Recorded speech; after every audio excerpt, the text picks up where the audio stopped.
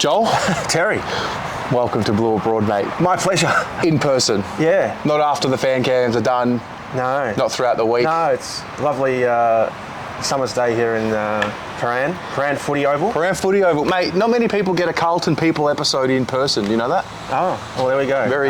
Very special episode today. Okay, good. No, thanks for joining. Yeah. Where do we start? Why don't we start with how we always start?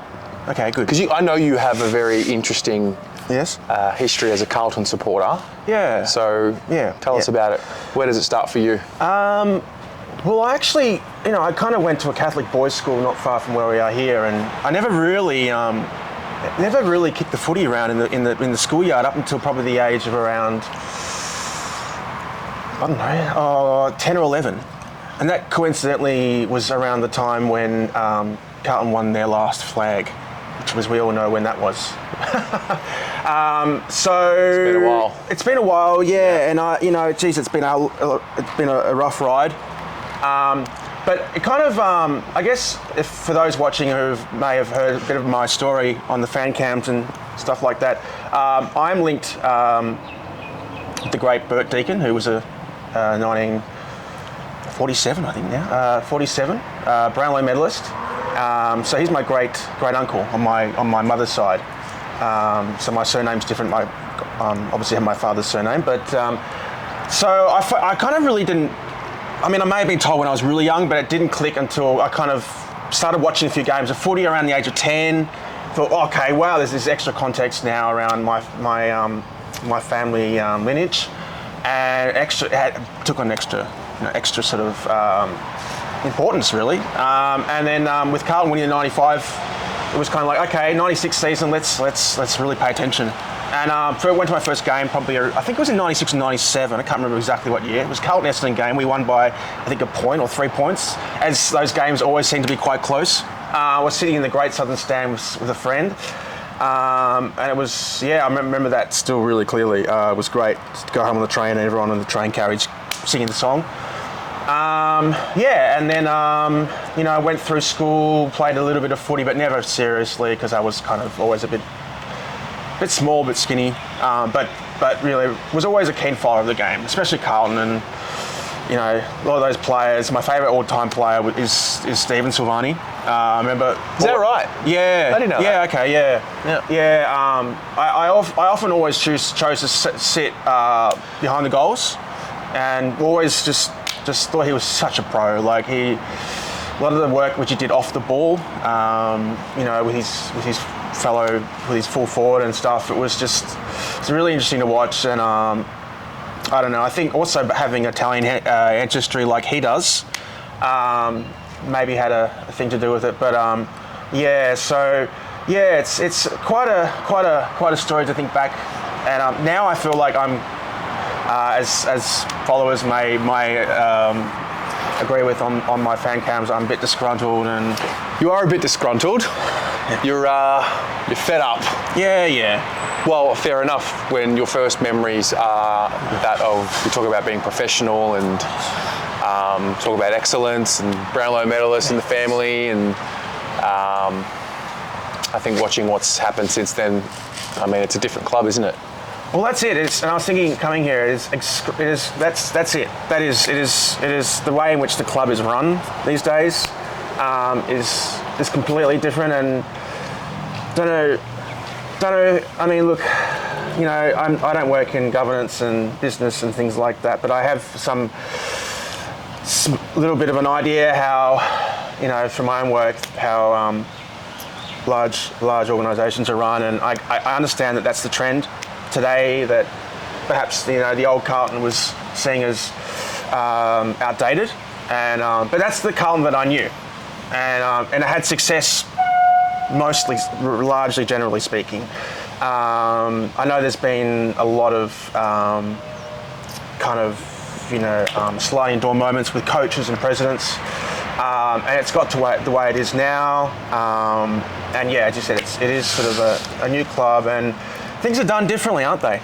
Well, there seems to be more of a focus on the way we win, which is different to the way it used to be. It was, win at all costs. Correct. I agree with you 100%. Winning, we're on the same page. Premierships, no matter what that meant, no matter what it looked like, at the end of the day, the flag was ours, and the records were ours in the history books forever. Whereas now there seems to be a focus on winning, but also doing it in the right way, which I don't know. Like, do you have a take on that? Does winning at all costs mean success? Look, I'm not sure. I don't know. I mean, I haven't really got an answer for that. But what I can say and what I do think about is I feel like I'm all in on the old Carlton, but I think there are some things which viewers may probably agree with me here, that there were some things which weren't done very, how should I say, kind of ethically, or just things done. I wouldn't use the word kosher, but that you can use the word kosher. Nothing wrong with that. That's the word. So and I think I like a lot of the things which we're trying to turn around in, and I like the way, I like the kind of the culture which we're trying to set. Right. I think that's largely let's just say good, and it sits well with me, and I like that, and I think I think that's very important to set standards in the way where professional athletes have good values. Well, the fact is this: you and I have made time to sit here and talk about Carlton, which means that we have more of a care factor for it, whether we're happy with the way things are going or not happy with the way things are going. The fact that we're here, taking time out of our day to talk about it, means that there's a passion for it. So why do you care? Where does the passion, what drives your care factor about the club? It's probably, I guess, well, I think it aligns with, a lot of my own values. I live through the club. Right. I'm probably someone who is a high achiever and strives for, let's say, perfection. And I guess Carlton, I think I was too young to really choose Carlton. I mean, Carlton has this reputation of, second isn't best. Second place is not good enough. Correct. So I don't think that I set out to sort of, when I was 10 years old, around the 95 era, maybe there was something there that I hadn't quite understood about myself yet, which just was in line with which happened at Carlton. But,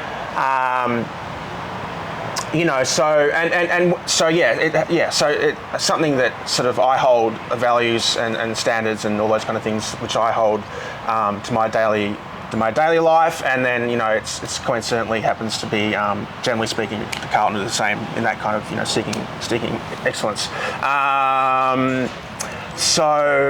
And going back, again around to that 95 period, it was just, I think it just looked awesome, like a team that was just playing so well for each other. That's about it really. I think it was just, it was just that emblem as well. And the jumper looked great, and it all just seemed to just come together again with my grandfather, and that's with my great uncle. So do you remember pre-95 much of it? Because it seems like your memory kicks in. Correct. 95, 96, 97. But I mean, they weren't just good. Not. Yeah. There was a journey too. They had the grand final loss against So I don't. No, I think. Do you think that's given you a full picture of what that 95 team stood for? Because I mean, from the counts that I've listened to over the years, I mean, that 95 team, for example, great team, but also arguably underachieved, probably could have and should have maybe won another one, and maybe wasted an opportunity a few years prior, and out in straight sets the year before. Yeah. So that's the benefit of hindsight. I mean, now we're in this era where, I mean, we're following the entire journey. We've seen these boys from draftees, we've seen a failed rebuild, we've seen one that's now, we don't know what the end result of this group will be. Like if they win one, if they 2, 3, or 0. So do you have empathy, or what do you make? What do you make of this group right now, and like what they've got and the pieces that we have? Like, can they do it? Can they reach the highest highs? Well, I haven't. Yeah, I mean, I haven't got a crystal ball. I mean, of course, some on the channel may think I do. Like, well, you seem to know what you're looking for. As in, you know. Yeah, well, you've seen excellence. Yeah. So, are we on the right track in your view? Yeah. Okay. So, I think yes, largely. And okay. I think yeah, because. And not for this all to be about me, but my work in the back. This is all about you. This is your episode of Carlton, people. So this is all about you. Well, for those, I don't think I've really given a background summation in terms of my what I do for work, but I work in a lot of behavioural insight, psychology. I have a background in psychology, masters from Melbourne Uni in psychology. I work with tutoring a lot of young people in terms of striving towards their goals, whether that be in mental health or in academia and education. So I do sort of have some read. Yeah. And so I like the way that the list build is currently going. Right. I think that's a good thing that we're. But the only knock, which again some of you may have noticed in my commentary on fan cams, is that it's just the mental aspect of some of our players perhaps holding us back. And I don't want to point the finger purely on an individual sense that it's just that they aren't cut out for it. I think there is also an element that there is so much pressure because they are playing for Carlton. And whether that'll just be too great a mountain to ever climb. Yeah. That is something which I do sort of fear, and I think the fact that it's now been 30 years and we're talking about it and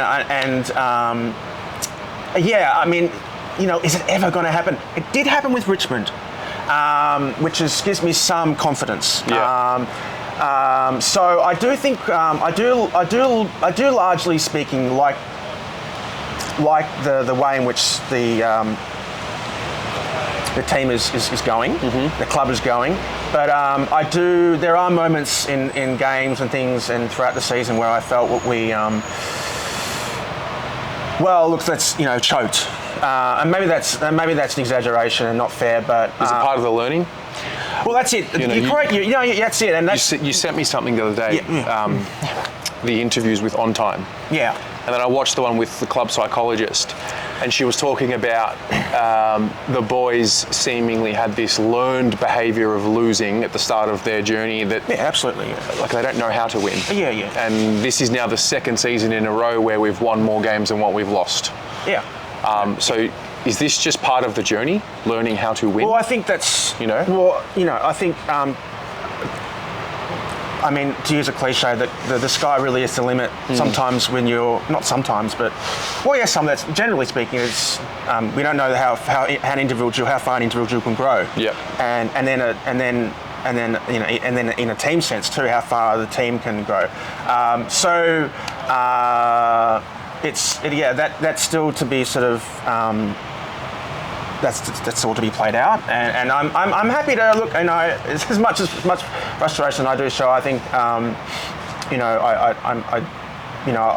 definitely be interested in seeing how far they do grow, and certain individuals are now with leadership roles like Charlie. I've noticed that he's sort of becoming a little bit more relaxed in front of the camera, and I mean, look, maybe I'm just being a bit too, but that's just my observation. I think that was good to put him in a leadership, give him some responsibility. Yeah, and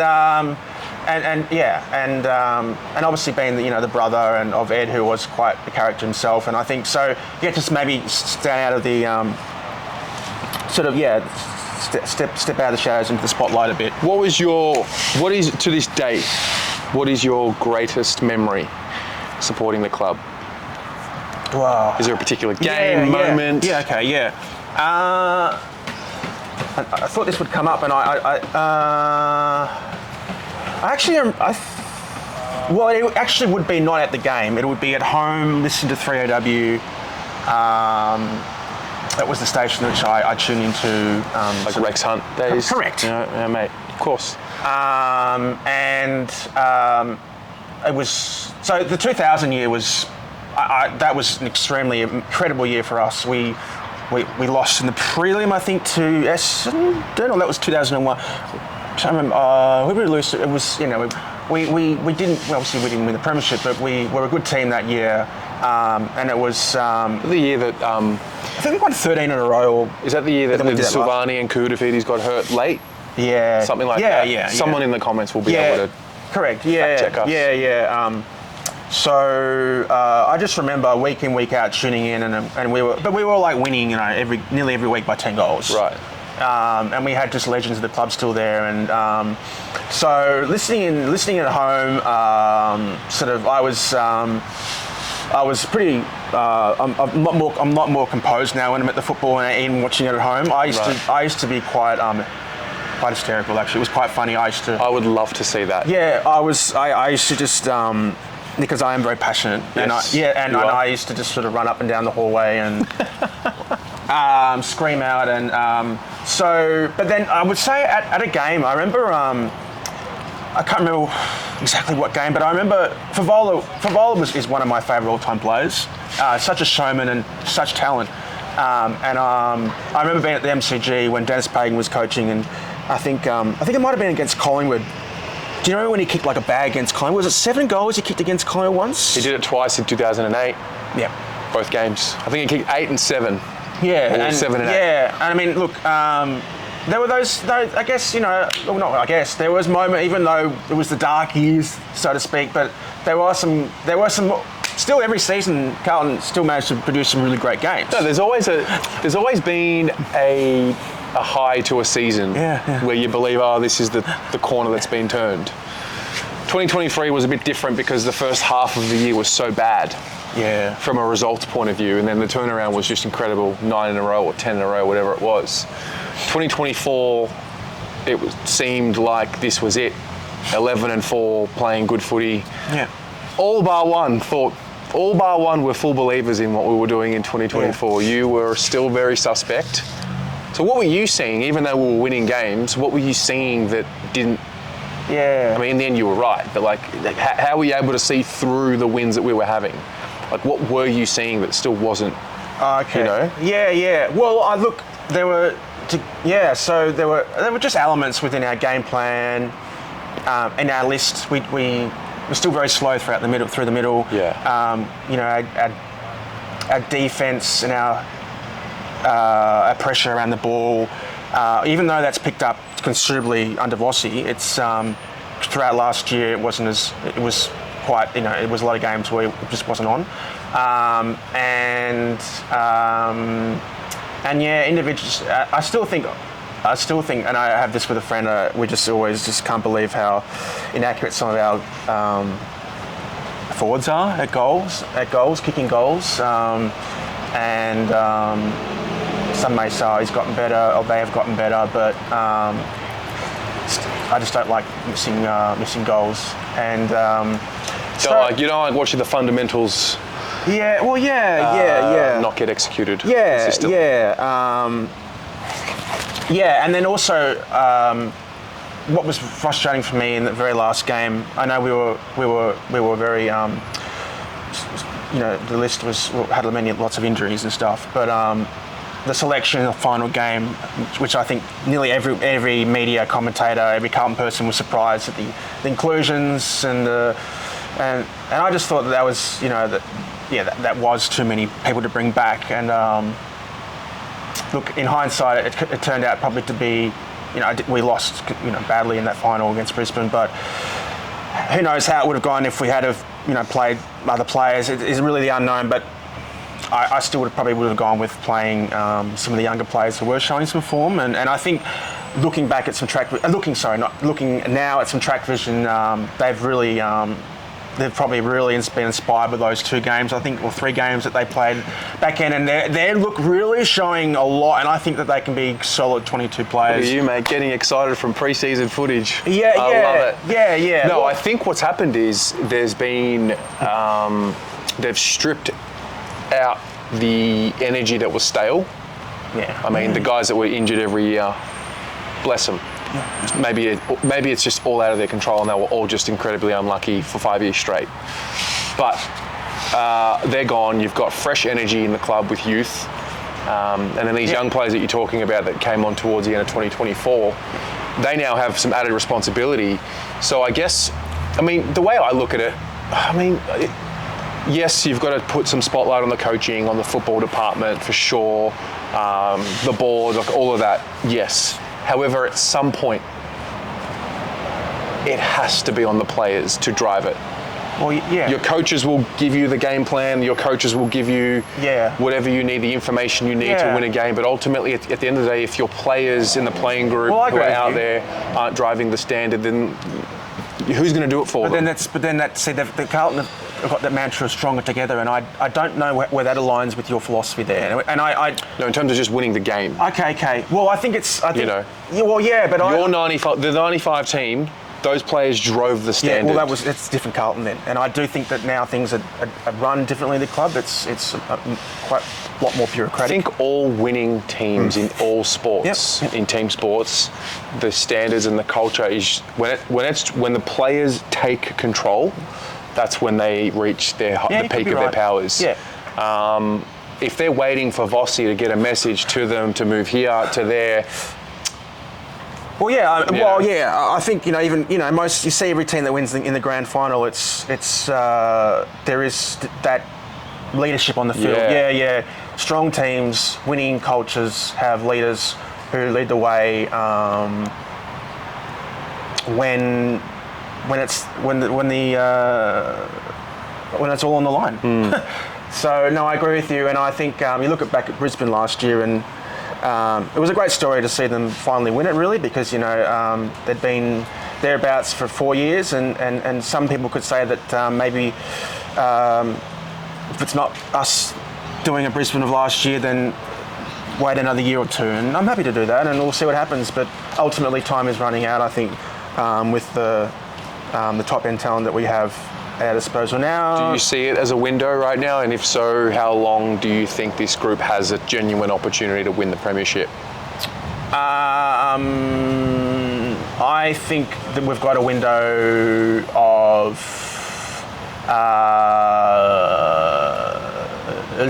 whilst Cripper's around. You're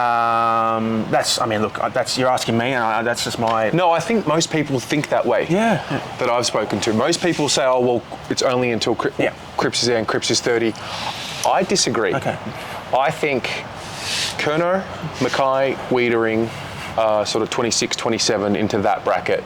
They're the ones for me that are going to lead it. I mean, Cripps will, even if he's playing until he's 33, 34. I don't think Cripps will be our best player at the time that we win the premiership, if that makes sense. No, I understand. And I think he'll still be good, and he'll be a leader, and he'll be a great. Well, even if he decides to play this might be a bit radical, but half a season still around the club. Yeah. And and having some impact that way. Yeah. See, for me, our top end, you kind of know what you're going to get, more than not. As in, they're not getting much better than what they are right now. This bracket that's coming through, this 21, 22, 23-year-old, these Jesse Motlops, these Ashton Moyers, these Cooper Lords, Binns and Lemmy, and these ones, Cowan and Ollie Hollands, I think the group of them, if 2 or 3 or 4 of them can really become reliable to complement our top end, I think that's the sweet spot. We can't be relying on Patrick Cripps to win games to win a premiership. I don't know. Maybe we can. Maybe he's that good and he'll just drag us over the line in that last Saturday in September. But I think more now than ever we've seen that.